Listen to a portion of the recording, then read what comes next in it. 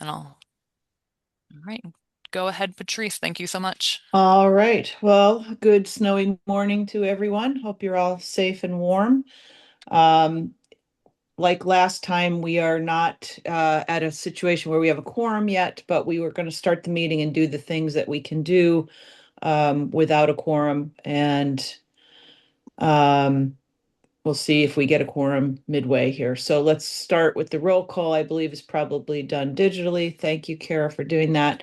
I don't know if there's anybody from the public on our call here who would like to address the committee at this point. I can't see everyone, so I'm going to rely on you guys Yep, to let me know that. I do not see any No hands up. indication. Nope. Okay. All right. I assume we can't adopt minutes because that is an action, so we will put that off. I assume the January minutes are also part of this, right? So At some because point. January was not officially a meeting, there were no There were minutes. no minutes. Okay, so notes. So the same thing, unless we get a quorum, will happen here. So we will put the December meeting minutes adoption off till the next meeting, and we will move on to staff reports. 60 seconds for safety. Roger.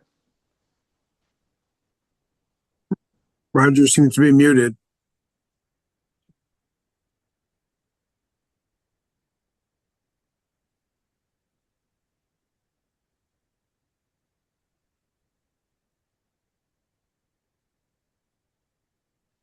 He seems to be muted, but he does not. Yeah, Oh, he's putting his headset on. here we go. He wasn't ready to be taking action so quickly. Hmm.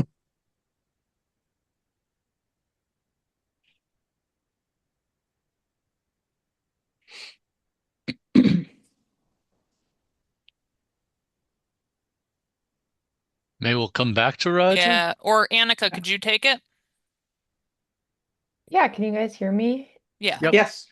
Um, yeah, so really all the 60 seconds for safety, we just want to say thank you to everyone who's provided comments to the project documents we've been distributing to all the towns. So this is that map of safety projects and then the list of the locations and potential safety countermeasures. So these are important for the final safety action plan that we're working on. And if you have not reviewed them, just a reminder, if by the end of this week you could, that would be much appreciated. And we're making good progress and hope to have some more updates on the final plan soon. So thank you, everyone. Excellent. Thank you. I don't know if anybody has any questions for Annika or Roger, who I'm sure can hear us. But if anybody has any questions, I guess we do not. We can move on to the IJA update for Elizabeth. Yes, thank you. Can everybody hear me okay? Ken. All right, I see the green green frame. I'm going to drop the February funding newsletter into the chat. This is the first slide here shows the list of what we included, and true to form, the day after send, I learned of the state's TRIP program that's out. So I believe somebody will be speaking about that in a few minutes as well. But you know, we do the best we can to bring you the latest greatest funding opportunities. And we have with the build grant due tomorrow, the USDOT build grant that was formerly known as RAISE. It's been a little quiet on the federal front as far as transportation, surface transportation for local governments. There's some rail opportunities that are still open, but you know, I think those are a little bit larger than what you know a typical municipal government can take on their own. But so we are still tracking other opportunities from programs like EPA for brownfields. There's some other water resource opportunities that are coming out of EPA, as well as HUD. HUD has some open opportunities, and hopefully you'll be able to find something that matches one of your projects in here. And if you would like help matching, you know, one of your projects with funding opportunities, please let me know. Feel free to contact me by phone or email. So the next slide will just show some of the featured updates since January. And we have, in addition to the state DECD Brownfield program, CROG, we have a funding opportunity. So we're accepting applications for our revolving loan fund program, and municipalities are eligible for sub-grants or loans, and private entities can apply for loans from that program. So we don't have a ton of money available right now. We did receive one application, which is exciting for, a little less than half of what we have available to lend. So we will be reviewing those applications on a rolling basis until the funds are fully obligated, and you have to meet eligibility requirements with EPA, since this is a funding program that is funded through EPA and a cooperative agreement with EPA. But if you do have a brownfield project, please let me know, because there's also other options in funding.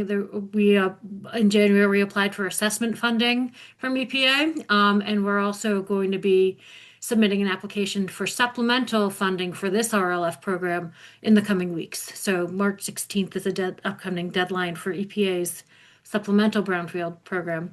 And then there's also the state's DCD municipal brownfields program opportunity that's open now, that you're probably all familiar with by now, because I think we're in like round 23. So hopefully you're familiar with it. And if you'd like some help with your applications or letter support, please let us know. And just a heads up of what we're tracking for surface transportation federal funding, the US DOT Bridge Investment Program. We've been talking about maybe getting into as a funding opportunity for two of the programs from that, the planning and the bridge, small bridge projects, since the large bridge projects are already out now. But then there's also the Safe Streets and Roads for All, the SS4A, which in previous years has been announced in February, March, and April, with application deadlines in June or July. So that's something that might be of interest to the municipalities. It's been very popular with local governments. And then the last thing, just to share, if you've been hearing about the Basics Act, that is a proposed legislation for the federal surface transportation bill reauthorization. So since the Infrastructure Investment and Jobs Act, or IJA or IJA, IIJA bill, we were calling it BIL, that's going to be sunsetting September 30th. So there's some new legislation coming out and being reviewed at the federal levels, and that will ultimately, hopefully, all come together and form the new Surface Transportation Act that will fund projects for the next 5 years. So just a mention about that, and the Basics Act is one that was created by the LOT Coalition, which is a local officials in transportation, a national organization that is focused on local governments and bringing regional and local governments more funding to accomplish transportation improvements. So the next slide is just a reminder about the grant technical assistance that CROG offers, as well as our on-call lists, and a reminder we're here to help. So hopefully this is all familiar to you from the previous months. And any questions about any of the funding opportunities, please feel free to reach out now or by phone or email. So thank you. Thank you, Elizabeth. Does anybody have any questions now? I know we all know how to get in touch with you. But if anybody has any questions now, we'll take them now. And I don't hear any or see any. And so we will move on. I assume we still have no quorum, Kara. So we'll move on to CROG Conflict of Interest Disclosure Form. And that is you, Kara. Yes, so this is actually a reshare from last month, because we had not anticipated an additional snow meeting this month. So we had wanted to share it with a little bit of a wider group. we do ask that members of the Transportation Committee complete a conflict of interest disclosure form every 2 years, as well as members of our policy board. So I will drop the link to that in the chat. And if members of the committee can please complete that, we would appreciate it. Great. Doesn't take any time at all. I already did mine, so feeling good about that. Out of curiosity, what defines a conflict of interest? I've seen the form, so. So the honestly, for serving on the committee, I think it's pretty limited in nature. It would just be honestly, I'm not even positive what would be a I would conflict think for if you you had guys. some sort of financial interest somehow in a Sure. project or something like that, or even on a decision. I know in some decisions that we've made in the past, people have recused themselves because they Abstained, felt like yeah. they were too close to the issue, that sort of thing. I mean, but that wouldn't be something where you would say you have a conflict of interest on the disclosure form. That would be during a vote on something in particular. So I couldn't think of really any specifics unless you're working to play, a consulting job or something, and you're somehow conflicted with what CROG does. I guess what I was thinking of is, as we are all aware, we all have projects that come before Transportation Committee for funding Mhm. or Yep. funding increases and that kind of thing. And I guess I was interested if there's a conflict of interest for me to advocate for my particular community, as opposed to being financially interested in a consultant or something like that, which would be obvious to me. I recall at one meeting, I recused myself from voting on one of my projects, and um, John made it clear to me I was allowed to vote for my own application. Yeah. So, And so I'm looking at what was posted, and we do in the materials for the meeting, it outlines a little bit better what kind of potential conflicts would be. So an official or member, if they engage in or participate in any transaction that's incompatible with their official responsibilities in the public interest, or would impair their independent judgment. If an official or member has financial interest or beneficial interest, or has a reason to believe or expect that they will derive such interest by reason of their performance or official responsibilities. Or if they don't have a financial or beneficial interest, as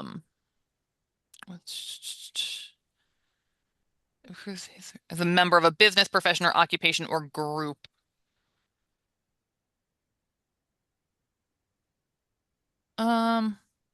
Yeah, yeah, there's a lot of legalese in this, and I think that it's one of those things where I don't foresee a situation where anyone on this committee would need to recuse themselves as a member at large, but it might be, as we were talking about, individual actions where you might want to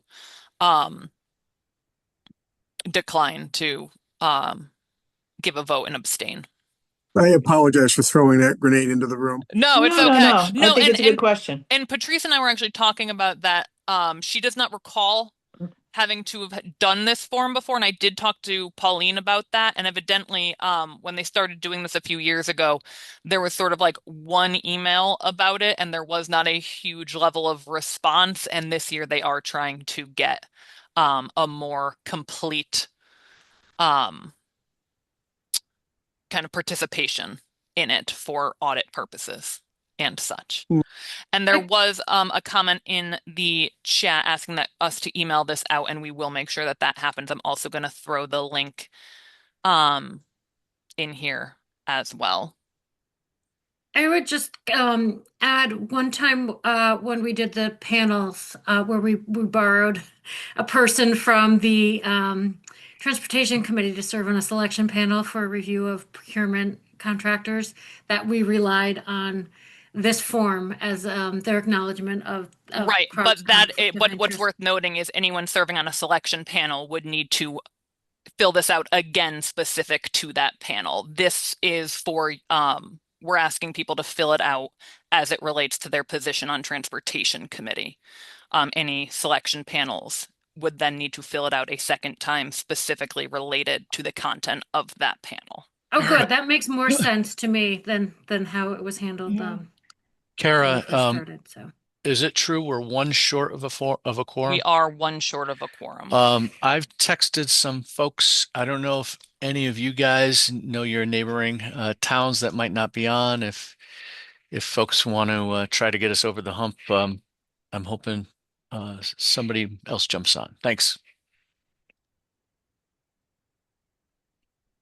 Any other questions about the conflict of interest disclosure form? And again, I think if you sign it as not having any conflict and then something arises as we are going through meetings and you can ask a question about it or recuse yourself either way. And I think you're pretty much covered. Yeah, I think that would work fairly well. And I think most of our municipalities have some form of this that we're already bound to anyway. Right. Exactly. All right. If there are no more questions or conversation about the conflict of interest disclosure form, we can move on, Kara, still you, to the Hartford TMA Planning Certificate Review Report. Sure. So we, as you know, we had our quadrennial certification review with FHWA and FTA back in October and November. We have posted the report of findings from that effort. We got 3 commendations related to our work on traffic incident management, aligning the Greater Hartford Mobility Study with our Metropolitan Transportation Plan, and for our work on safety planning. So those are 3 items that the feds recognized us for kind of going above and beyond with our work. We do have 2 corrective actions, one related to fiscal constraint and one related to performance measures that staff is working to respond to, and we've got deadlines later this year on getting that work completed.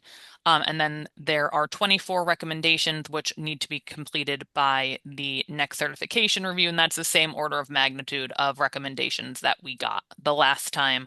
So the kind of big takeaway is that we have had our transportation planning process kind of verified by the feds, subject to completion of those 2 corrective action items. Good work, Kurt. That's terrific.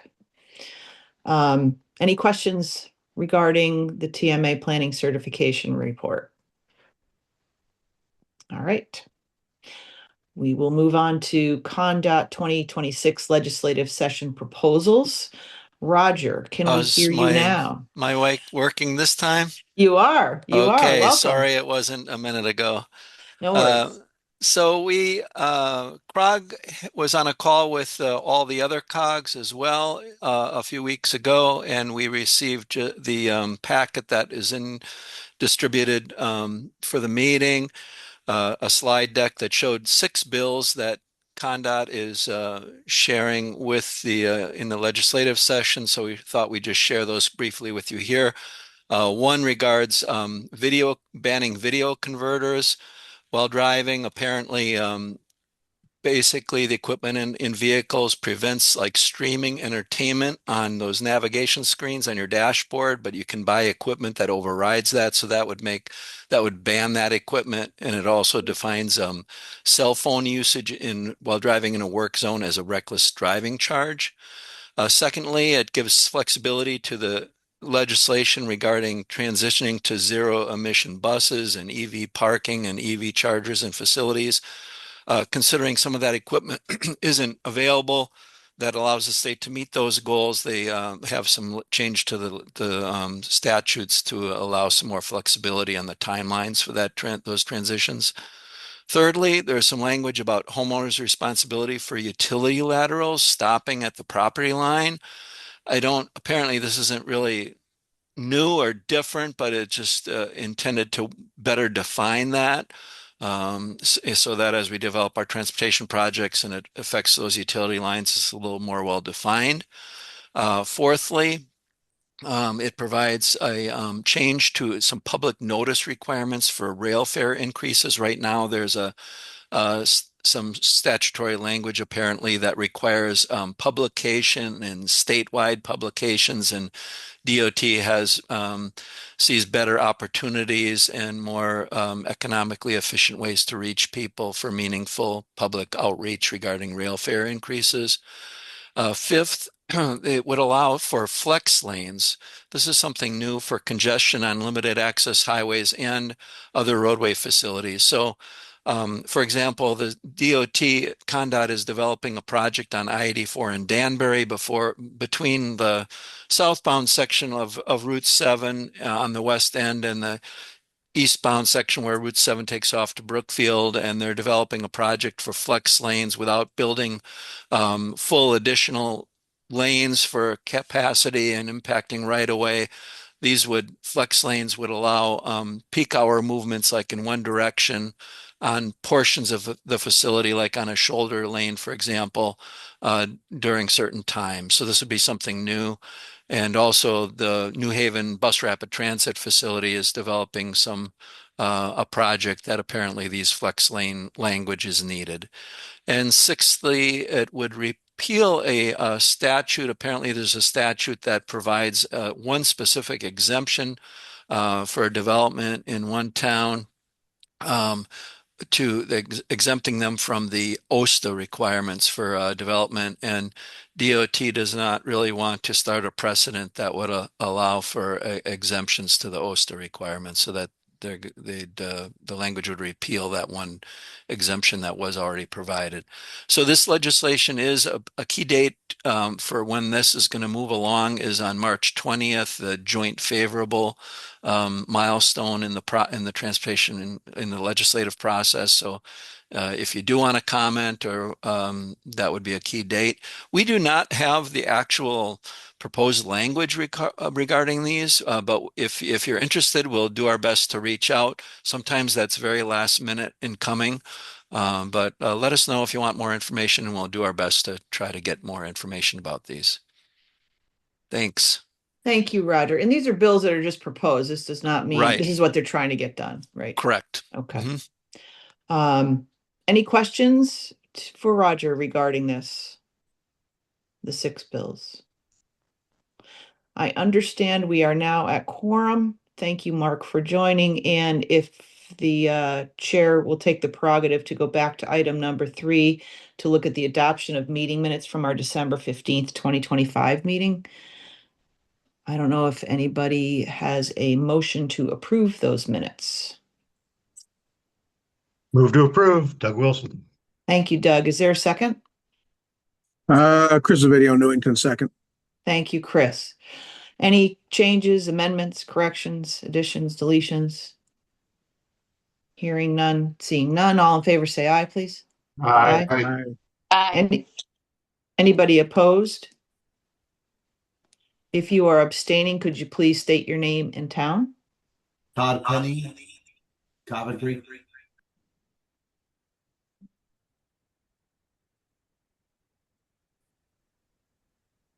Okay, well, thank you very much. And now we can move on. We are going to go back to our staff reports and item F, CROG study endorsement duration. Rob?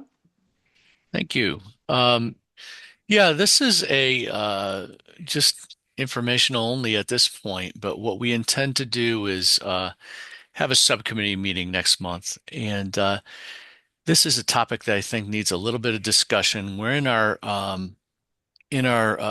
regular rotation of updating our Metropolitan Transportation Plan. And these are documents that in our TIP are documents that have to those are documents that have to be fiscally constrained. And one issue we have all the time and is now we are getting to the point where some of our studies, our CROG studies, are getting somewhat dated. There's studies in the queue that have policy board approval and that go back decades. And we really don't have an avenue to get them out of the queue as of now and take up that room in the Metropolitan Transportation Plan, even when they're totally non-applicable anymore. Some of the obviously they have old data, but some of them alternate improvements have been made that negate the necessity, or land use patterns have changed, things of that nature. So we really want to discuss at the next subcommittee meeting what kind of duration our studies approvals by the policy board should hold. whether or not it's um, you know, just one example is, should we have a 10-year duration with it staying on for another 5 or 10 if the town, requests something like that. It would be one alternative. We'll bring a couple alternatives for discussion next subcommittee meeting, and we want to have a robust discussion about that before we update our next metropolitan transportation plan, because there are probably $1 billion worth of projects that are just carrying over, that are some of which are very dated. So I'll take any questions or comments on that. And any thoughts would be helpful in us crafting the discussion for our subcommittee. So appreciate it. I think it's a good idea to keep up to date. That would be great. I don't know if anybody else has any comments or questions. I assume that's going to be the March 23rd transportation meeting, subcommittee meeting that morning, at 11. Yes, that's Okay. our plan right now. Okay. All right. Anybody else have any comments or questions? If not, we will move on to item G, lots of solicitation updates. Satoria and Stephanie. Good afternoon, everyone. Lots of applications for the 2026 solicitation were due last week on Wednesday, February 18th. We want to start by thanking all of our municipalities for the time and effort you put into preparing and submitting your applications. Your work helped make this a very successful solicitation year. This year, we received 36 applications from 27 municipalities. We're currently reviewing all submissions to ensure they meet eligibility requirements. And next month, we'll share an updated list of applications once that initial review is complete. Following that, over the next couple months, we'll begin the process of rating and ranking each project. Satoria will be sharing this full application list in the chat for you to reference and review. And if you have any questions or comments, please don't hesitate to reach out. Thank you again for your participation and your continued collaboration. And if you submitted a project and do not see it on our list, please let us know. Thanks. Thank you, Rob. Satoria, do you have anything you want to add, or? No, just Oh, you went on mute. sorry. I guess I put myself on mute. No, thank you again. And I did put it in the chat. So please review and let us know if we missed anybody. Thank you. Okay. Thank you very much. Any comments or questions? All right, we will move on to item H, Transportation Rural Improvement Grant Program Trip Solicitation. Annika. Hi, everyone. So this is just letting you all know that the next round of TRIP, Transportation Rural Improvements Program funding, is out and available. This is the third round. Applications are due. They're going to be due to CROG April 27th, 2026, and then we will package them and send them over to CTDOT shortly after. The eligibility and ranking criteria are all almost identical to the previous year.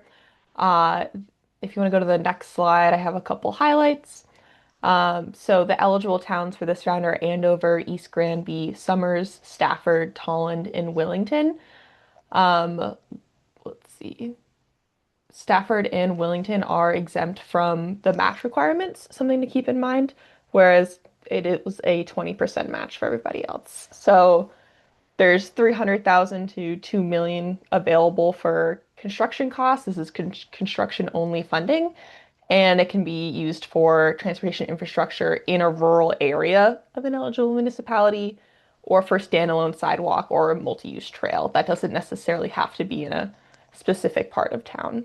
So please reach out to me with any questions. You can also reach out to the ctdot.trip@ct.gov email and look through their website as well. I'll put the link to the CROG website in the chat, which has links to the CTDOT resources as well. And if there's any questions, please let me know.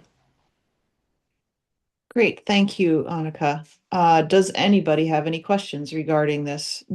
So not all the towns that are typically eligible are eligible this round, right? So, yeah, 5 towns, Bolton, Columbia, Coventry, Hebron, and Marlborough already have active projects. So Right. until those are out of the planning phase with a notice to proceed, or authorization to advertise, they'll remain ineligible. So if, in case you got that like tomorrow, you would be eligible again. But Okay, so you'd have to be out of the planning stage. yep. Okay. All right. Anybody else have any questions or comments? All right, we will move on to other, and we do have a couple of other items to talk about. CGA Transportation Committee public hearing, Rob? Yeah, this is the Transportation Committee meeting over at the Capitol, which was supposed to happen all day today, starting at 10.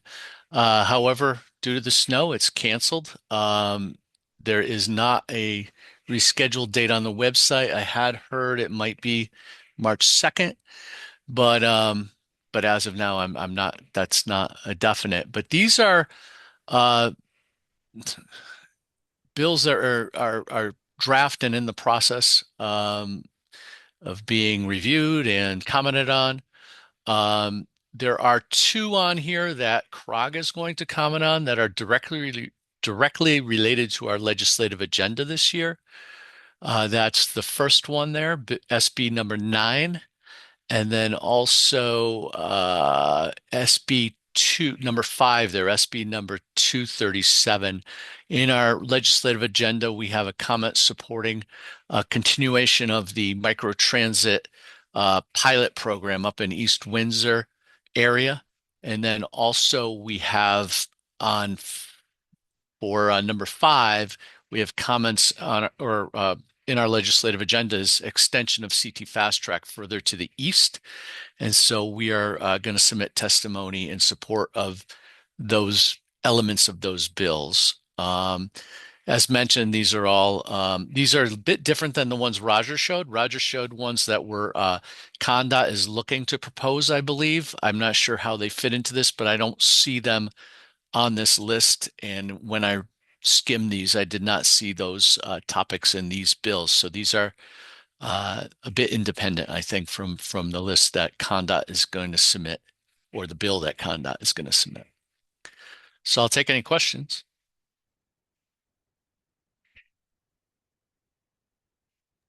Anybody have any questions or comments? All right, if not, Rob, could you discuss ConnDOT's liaison for CROG? Yes. As you all know, Grayson Wright has been our liaison for many, many years. He has announced his retirement. I believe his last day is tomorrow.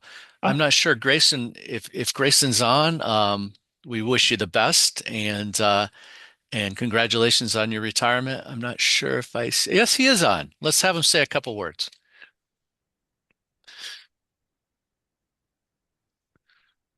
Not to pick on you, Grayson, but congratulations. Tell us what you're doing. Yeah. I guess I was on mute. Caught by surprise there. I was trying to outlast John Coleman, but I guess I failed at that. It has been a pleasure working with CROG staff, along with the Transportation Committee and the Policy Board. I've admired your over the years having a front seat to the thoughtful, impactful work that you guys do for your community on a regular basis, with all the programs that you have. I wish you guys continued success in your work for your communities, and I am looking forward to retirement. That is a question I get asked all the time. What are your plans? Currently, my plan is to sit on a beach with a cold one somewhere and just think about what I want to do. I wish you guys all the best. And thanks again for the professionalism you've showed me over the years, and the grace. It is truly appreciated. Thanks a lot, Grayson. We appreciate you. Appreciate it. And if I may, I believe Mike Salter is on. He will be taking over for me for the time being. He's a supervisor for the MPO coordination unit. So you will be seeing him as at future meetings. Enjoy that drink on the beach. We're You're not going to stick around in the living my snow? retirement dream. Look how nice it is outside. Grayson, thank you very much. I've known you a long time. I've been on this board with you a long time, and I appreciate everything you've done and all your assistance. And congratulations, well deserved. Thanks a lot. Appreciate it. So, Mike, can you say a couple words maybe, and how Jen might be interacting with us? Jen Kasha is going to also be involved in coordinating with the region. You're on mute, or can't hear you.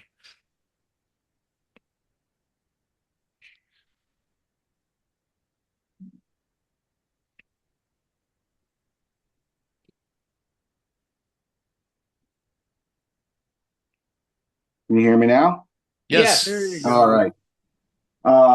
Thank you, Rob, and Grayson, thank you for all your efforts. 32 years with the department, so well deserved. I'm sure many of us are jealous that you will be moving on to that next chapter, so thank you. As far as for those of you that don't know me, I'm Mike Salter. I'm the supervising planner for our MPO coordination unit, formerly our intergovernmental affairs unit, so that's another change. Our unit name did change once again back to MPO coordination. We also, in the last month and a half, we did onboard a new employee, Ricky Milner, that came over from our performance management unit. So he's been transitioning into our unit the last month and a half. So with that, gives us the ability to readjust staff assignments for the liaisons. So Jen Picacia has been handling Northwest Hills, Southeast, and Scrog. She will be transitioning over to be the liaison for CROG for the time being. We will be putting in the paperwork to be able to refill Grayson's position. We don't obviously have a timeline on that yet. So once we do fill that position, hopefully we may be adjusting again, but for the time being, Jen will be the liaison for CROG. And obviously you're more than welcome to reach out to me as well. I'll be helping her with anything she needs. So I'll take any questions. Thanks, Mike.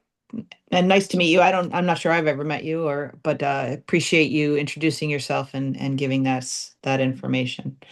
I don't know, is there anybody who has any questions for Mike or Grayson at this point? And if not, I assume, Rob, you were all set? Yeah, I just want to welcome Jen and Mike has been working with us recently, and thanks a lot, Mike, also. And congratulations, Grayson. Terrific.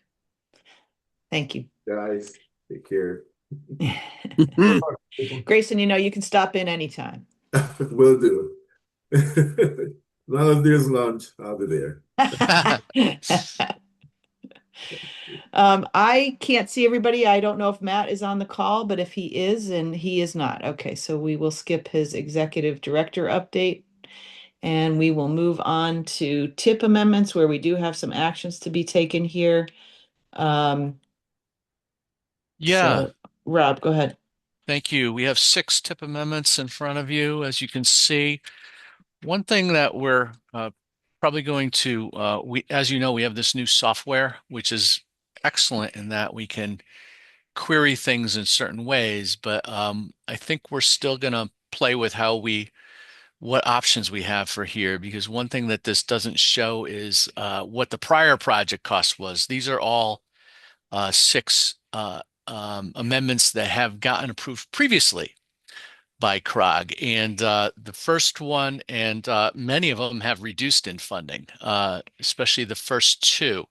So the first one is bridge funding and National Highway Performance Measure funding, and that's for I-84 over bridges, 2 bridges that serve as part of the Etna Viaduct over Sigourney Street in Hartford. This used to be a $57 million project. So actually the cost has gone down quite substantially to 32 million.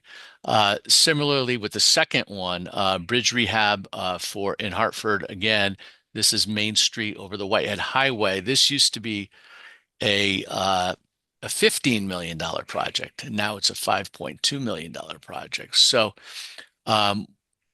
you can tell this from the details. We tried to include what the software will let us include, but it's kind of broken up by what's approved now and what was improved in the past. So you kind of got to do some comparisons there in the backup. The third one, Plainville. This has just gone up slightly from 15.5 million to 16.5. This is the raised discretionary grant that Prague was awarded by the federal government in, I think, 2022. Solicitation for raise. And the last three are carryovers of some funding that will fund the 5310 solicitation that we had last year. As you know, we are in the middle of a new 5310 solicitation, but this is funding for last year's projects that were selected last year. So those are the tip amendments. All are the appropriate funding sources, and we'd request your action on those to send them to Policy Board. Thank you, Rob. Anybody have any questions or comments or a motion?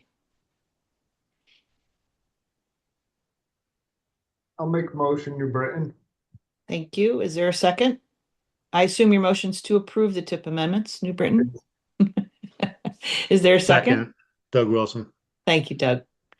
Any other comments or corrections or questions? Hearing none, all in favor, please state aye. Aye. Aye. Anyone opposed? Anybody abstain? Please state your name and town. Alrighty, there we are. Down to lots of scope modification cost increase requests, Satoria and Stephanie, and I believe there's two of them, right? Yes. We'll start with Enfield first. And good afternoon, everybody. I'm very excited that we have a quorum. So the town of Enfield is requesting a scope modification. They want to change the alignment for a Lotsett project without changing its awarded funding of 1.1 million, a little over that. This project was selected in the 2015 solicitation, and this was to construct a bicycle connection improvement on State Roads 5 and 514, and this was between the Windsor Locks Canal Trail and Elm Street. And so this was to use the alignment. You can kind of see it in the gray on the map to the right of the red. And that was the alignment of this previous project. So the project advanced to 90% design.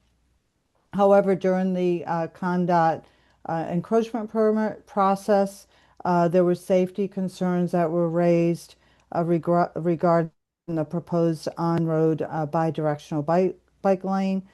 So in response, the town redesigned the project as a separated multi-use trail, but the town's public meeting in the Franklin Street neighborhood expressed strong opposition. So the town decided or elected not to advance this project. So it's now proposing realigning the bike connection improvements to Pearl Street and North Main Street within the historic downtown Thompsonville Village. You can see it on the red line. The revision continues to meet the original purpose and need of the project. It creates a connection between the Windsor Locks Canal Trail to Elm Street, and it also adds access directly to the Thompsonville Village, the Connecticut River waterfront, and the Enfield train station. So there are additional access. And then an additional $1 million grant through Congressman Courtney's office will extend the project from the train station to the North Main Street.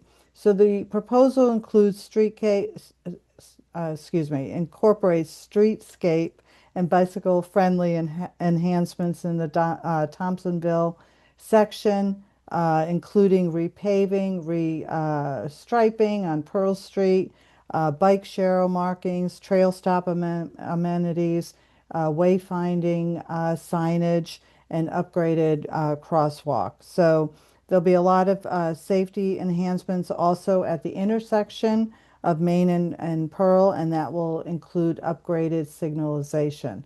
So a lot of additional amenities and improvements to this project.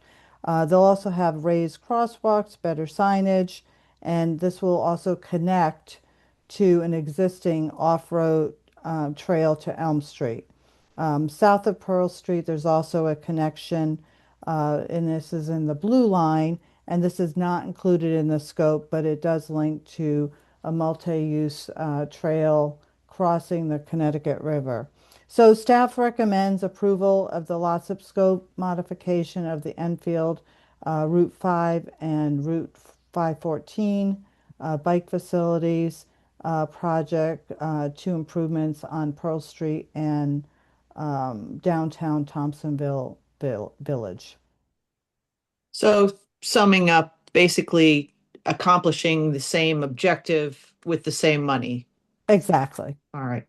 Is there anybody on the call here from Enfield who would like to say a few words? I can't see everybody, like I said, so I'm not sure. Aaron Markovich, Director of Economic and Community Development, Town of Enfield. I don't have anything to add. Happy to answer questions. Just excited to get it moving forward. We received 6 proposals for the Courtney money to start the streetscaping process for the design program, and this will be folded into that design program. Thank you, Aaron. Anybody have any questions or comments?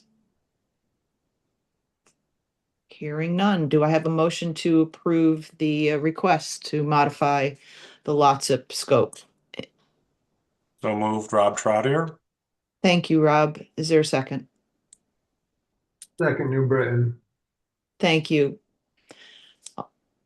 All in favor signify by saying aye. Aye. Aye. Aye. Anybody opposed? Anybody abstain? All right, the ayes have it. You're welcome, Aaron. We had a second project as well, Satoria. That's Windsor Marshall Phelps pavement rehab project. Yes, thank you. And thank you, everybody, for the approval for the Enfield scope modification. So this is a pavement rehabilitation project of 5,900 linear feet. It was originally awarded through the 2024 LOTSIP solicitation. The town received a commitment to fund letter back in December 2024, and the project has actually progressed through the final design phase. So it's ready to be hopefully authorization to advertise hopefully once we receive approval.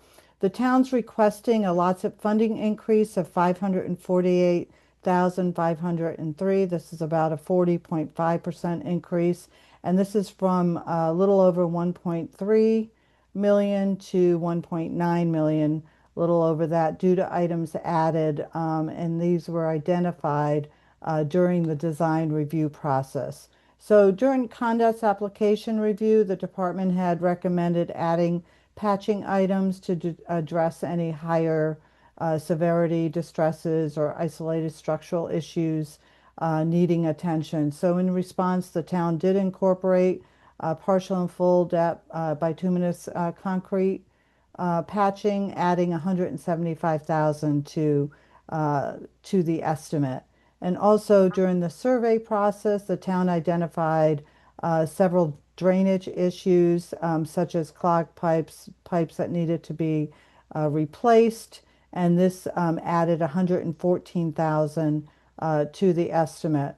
And also there was driveway reconstruction, and this added 75,000 to the estimate.